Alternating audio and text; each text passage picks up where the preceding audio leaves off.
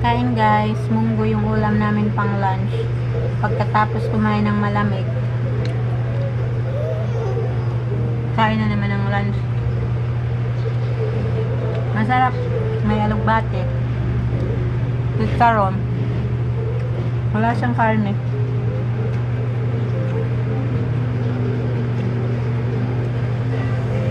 Tulog kasi yung isa.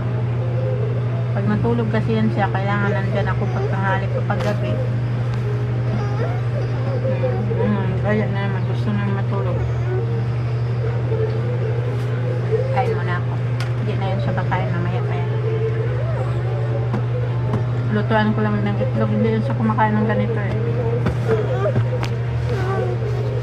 May dumi dyan. Punasan natin yan. Punasan mo yan dyan.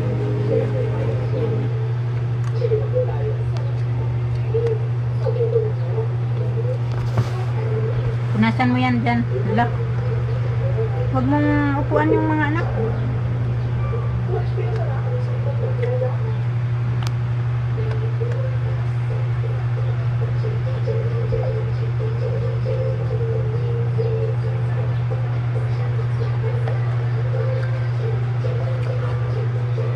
Kayo guys, anong lunch nyo? Tagal na rin kami hindi nakamunggo.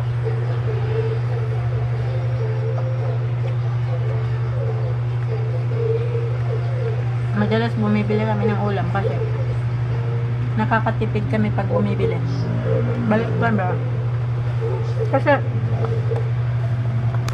pag magluto tayo, ang daming ingredients. Pangit naman pag magluto pa lang ng ano lang, eh, wala namang lasa. Ang tuturo isa sa didi.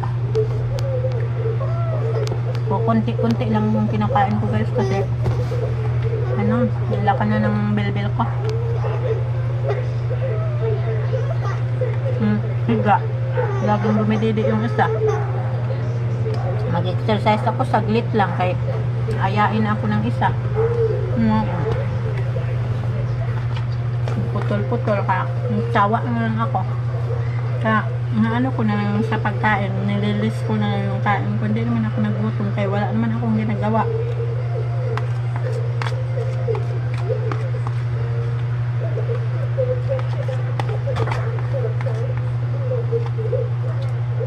Punasan natin yun dyan.